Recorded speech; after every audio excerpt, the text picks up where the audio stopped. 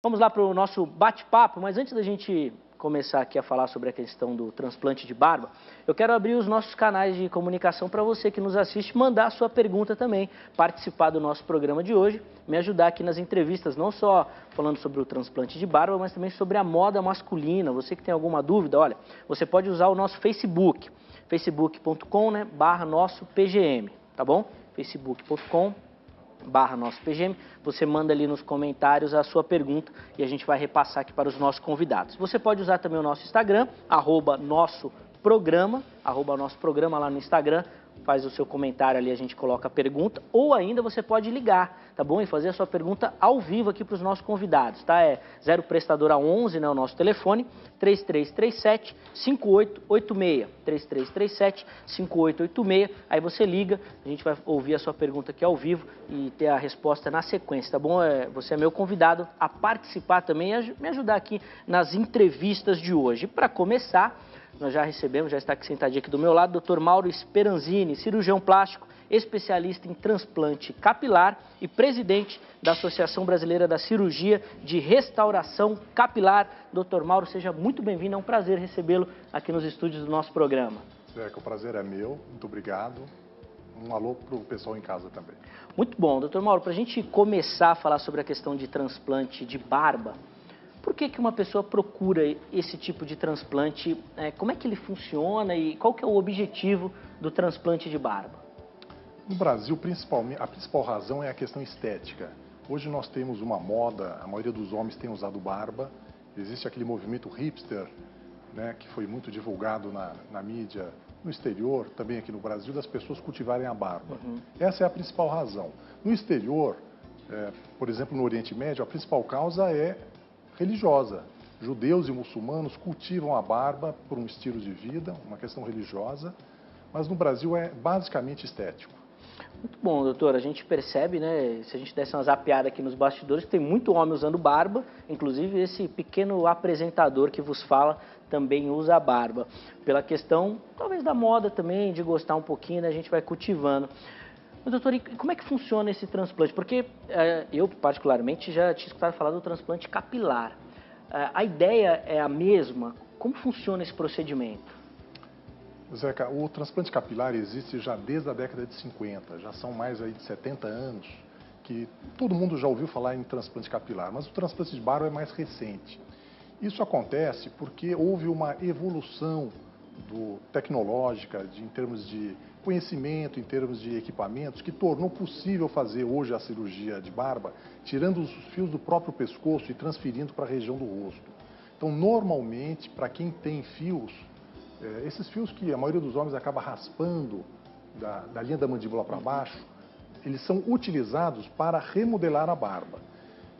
Quem não tem fios na região do pescoço pode também usar os fios de cabelo.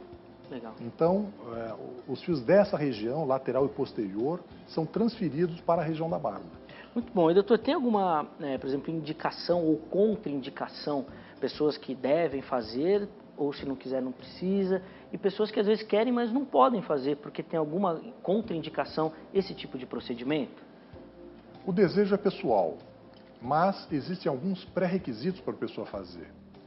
Se a pessoa tiver, por exemplo, sinais de calvície, e às vezes, muitas vezes, as pessoas são jovens e nos procuram e não sabem se vão desenvolver a calvície, tem que tomar um pouquinho de cuidado, porque os fios que são utilizados no transplante para tratar a calvície, eles não deveriam ser utilizados para fazer uma reconstrução de barba, que na maioria das pessoas seria de um interesse assim mais secundário. A maioria das pessoas se incomoda mais com a calvície do que com a falta de barba. Então a área doadora é fundamental. Ou se usa fios do pescoço, não tendo, usa-se os fios do couro cabeludo, mas para quem tiver com algum sinal de calvície, talvez seja melhor não fazer a reconstrução da barba. Doutor, é interessante a gente comentar também para quem nos assiste, de repente já está ali se interessando, vou procurar mais informações, quero fazer também, ou até, né, a esposa, a companheira vai falar para o marido, olha, faz, eu ouvi hoje lá no nosso programa que tem, você pode fazer.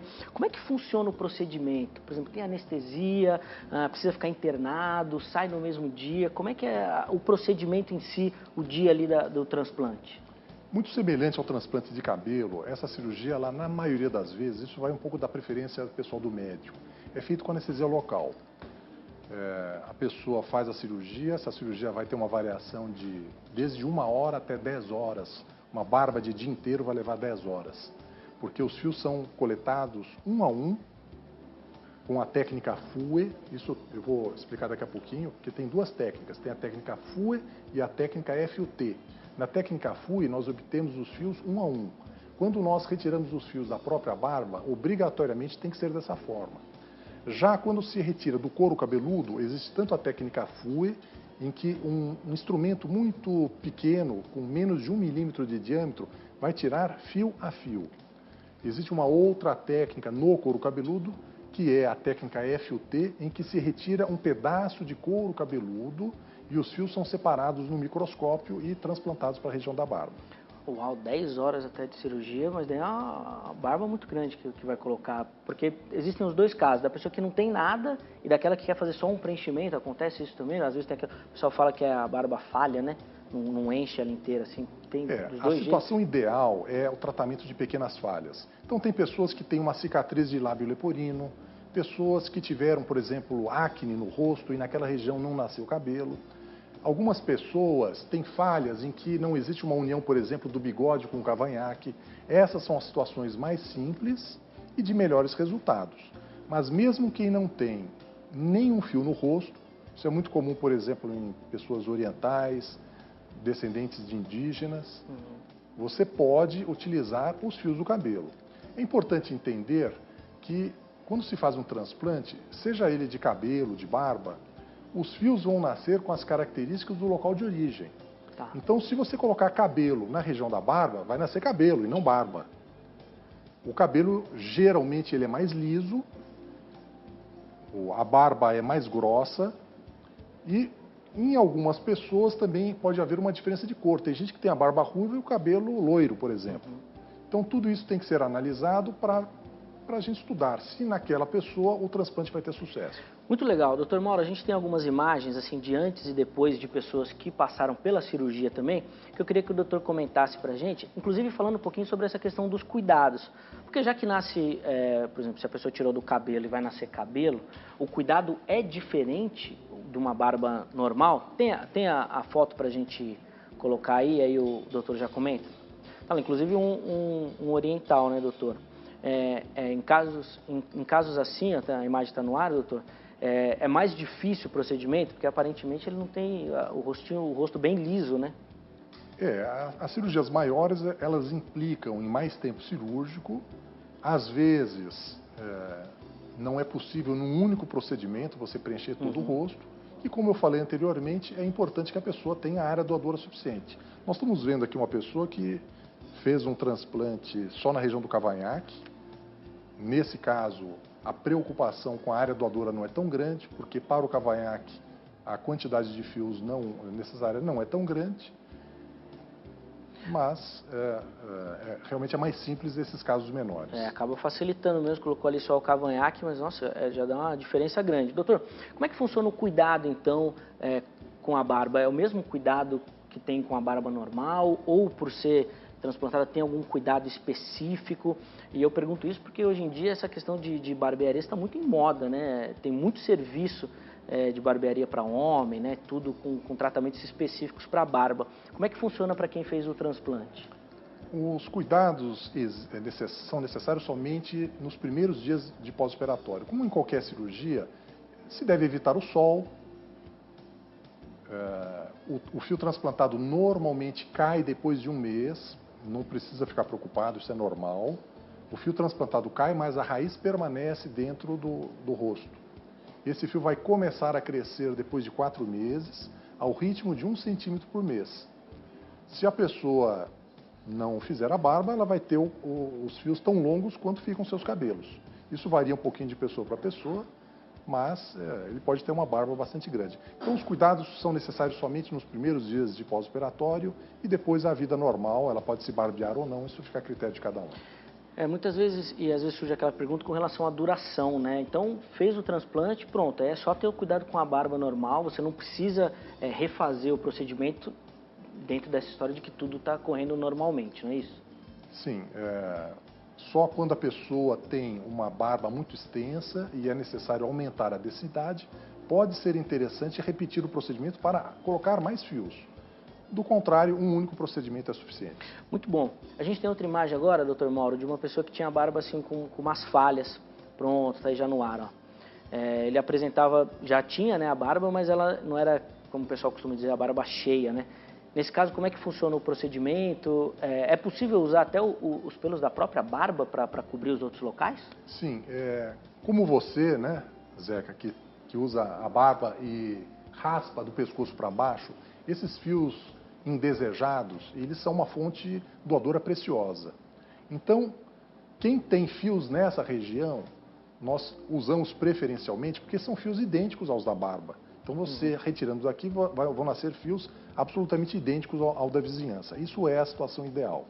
Esse caso que nós vimos é uma pessoa que tem fios, uma quantidade não muito grande, provavelmente ele fez uso de fios dessa região, mas deve ter utilizado também fios do couro cabeludo para complementar, porque os fios dessa região não são suficientes, como eu vi na foto, para uma reparação de toda aquela região que é muito grande. Sim, a quantidade, muito legal. A gente tem a foto do depois também, né? Depois do procedimento.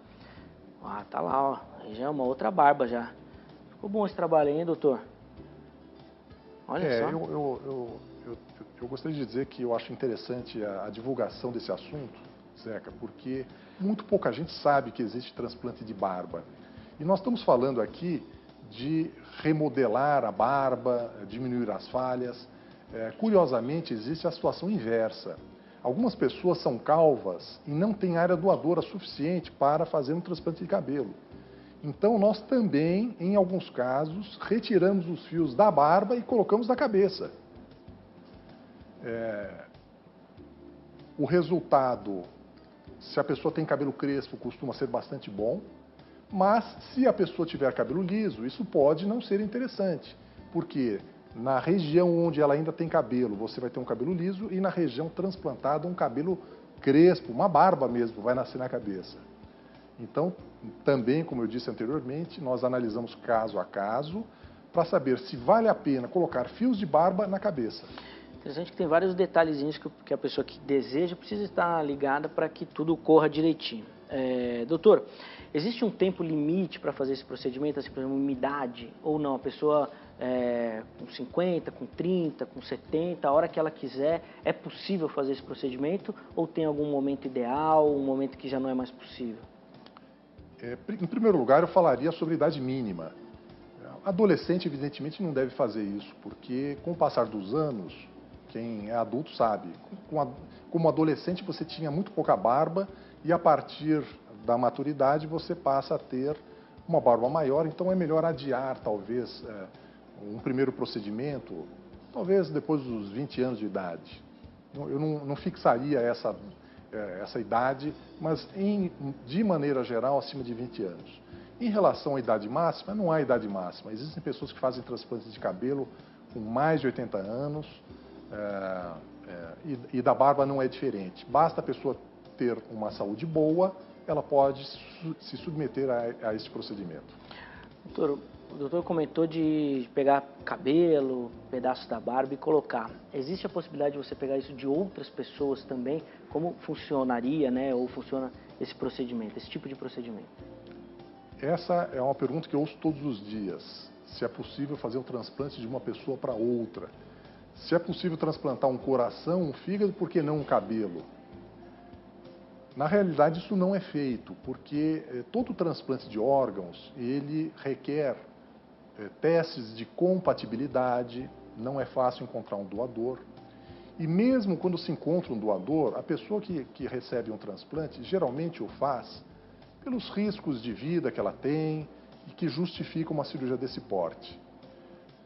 No transplante de cabelo, não teria sentido uma pessoa, mesmo que encontrasse um doador, tomar drogas imunossupressoras que tem uma série de efeitos colaterais. Então, nós não fazemos, provavelmente isso não vai ser feito, um transplante de uma pessoa para outra. Então, o transplante deve ser feito com os fios da própria pessoa. Quando ela não tiver fios idênticos aos que ela deseja, como por exemplo, da barba para a própria barba ou do couro cabeludo para o próprio couro cabeludo, nós vamos estudar se é possível obter esses fios de outras regiões do corpo e, em tese, você pode obter fios de qualquer parte do corpo. Só que sempre lembrando que os fios de cada região vão manter as características daquela região. Se você tirar um pelo do braço, vai nascer um pelo de braço na cabeça, não vai nascer um cabelo, vai nascer um fio curtinho.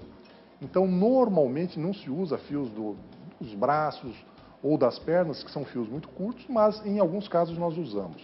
Além da barba e do couro cabeludo, os fios mais utilizados são os fios da região do tórax, basicamente isso. E nós falamos aqui de transplante de cabelo, falamos do transplante de barba, também existe o transplante de sobrancelhas. Né? A sobrancelha é uma região que frequentemente tem falhas, principalmente mulheres com mais de 40 anos, que após anos arrancando os fios, acabam tendo falhas e elas acabam procurando o médico para resolver esse problema. Muito bom, o doutor Mauro já respondeu sua pergunta, viu, Lilian? Lá de Curitiba, que mandou a dúvida, falando exatamente sobre a questão da sobrancelha. Já está aí respondida a sua dúvida, tá bom, Lilian? Obrigado pela sua participação. Nós temos mais uma foto, não é isso? Antes e depois, né? Coloca aí na tela para a gente poder comentar. Essa daí é a questão da costeleta, doutor. Então, é possível também escolher só uma região para fazer o transplante, né? Se quiser colocar a posterior também, Cat, já pode ficar à vontade. E aí o doutor Mauro comenta essa questão dessa região específica da costeleta. Veja, as falhas, elas têm uma questão muito pessoal. Algumas pessoas vão se incomodar com uma pequena falha no bigode, uma pequena falha na costeleta. Esses casos, como eu disse anteriormente, são os mais simples. Aqui eu estou vendo que esse homem fez um transplante aparentemente só na região da sobrancelha, e era isso que o incomodava, isso que o deixa feliz. Não há uma regra que a pessoa tenha que fazer o transplante de toda a região da barba. A pessoa faz o que a incomoda, e no caso só uma costeleta. Muito bom, doutor Mauro. O doutor começou falando sobre a questão da moda. A barba está na moda, tem muita gente usando, um estilo que tem avançado e tudo mais. Como é que funciona a questão do arrependimento, então? Fiz pela moda, todo mundo usa, vou fazer também. Mas depois, não gosto, não quero ter que fazer, ter que cuidar, não quero mais. Como é que vai funcionar isso? Aí vai ter que ficar fazendo, mas agora não tem mais jeito. Olha, o arrependimento no transplante de barba é o mais simples possível de se resolver, porque uma gilete, né, basta se barbear e você não terá mais barba.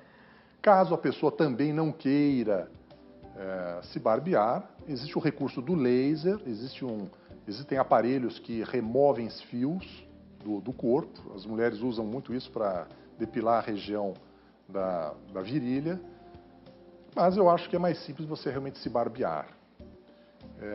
Eu até gostaria de aproveitar aqui a oportunidade para dizer às pessoas, muitos homens, Zeca, recorrem aos tratamentos de laser para remover barba. Tem homem que não gosta de barba. Esses homens deveriam pensar duas vezes, porque se eles desenvolverem uma calvície, a barba ela pode ser um complemento de uma área doadora do próprio couro cabeludo.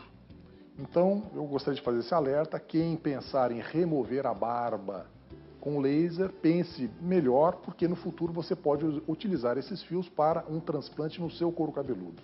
O problema maior, então, seria o processo antes, né? De não ter mais barba para depois querer ter, né? De ter e depois tirar seria mais simples, é isso a ideia? Sim, inclusive eu já tive um caso curiosíssimo de um paciente que, cansado da barba, fez um tratamento a laser, ele acabou se arrependendo e ele depois me procurou para fazer um transplante para a região da barba, porque o laser deixou várias falhas no seu rosto. Ele antes tinha barba, hoje ele passou a ter uma barba falha e acabou realizando uma cirurgia para colocar os fios no rosto. Doutor, a procura cresce proporcionalmente a essa questão da moda mesmo, ou o doutor percebe que os homens também estão mais preocupados com isso, assim, com a estética, de querer se cuidar melhor? O que o doutor percebe? Ou é só a tendência mesmo? A tendência é barba e todo mundo vai pela tendência. Ou não? O homem tem procurado mais essa questão estética também? As coisas acabam se misturando, né? Tanto a moda quanto a preocupação estética. Hoje os homens estão muito mais vaidosos. Os consultórios de cirurgia plástica cada vez mais têm homens. Eu hoje me dedico exclusivamente a transplante capilar e correção de orelhas de abano, então eu tenho um público muito viciado, acabo atendendo muito mais homens, mas os cirurgiões plásticos e a Sociedade Brasileira de Cirurgia Plástica tem dados mostrando que a procura por homens tem aumentado bastante. Em relação à barba especificamente, existe realmente uma moda, não só no Brasil, mas para você ver as celebridades, jogadores de futebol em todo o mundo, o número de pessoas com barba hoje é muito maior do que era há algumas décadas atrás. Muito bom, está aí a presença do Dr. Mauro Speranzini, trazendo toda a sua experiência, né, sobre essa questão do transplante de barba, falando um pouquinho sobre o cabelo, sobrancelha também. Cirurgião plástico, especialista em transplante capilar e presidente da Associação Brasileira da Cirurgia de Restauração Capilar. Dr. Mauro, muito obrigado, viu, pela sua ajuda, pela sua contribuição. Tenho certeza que o pessoal que nos assiste em casa aprendeu demais. Muito obrigado. Obrigado, Zeca. Um abraço para todos em casa.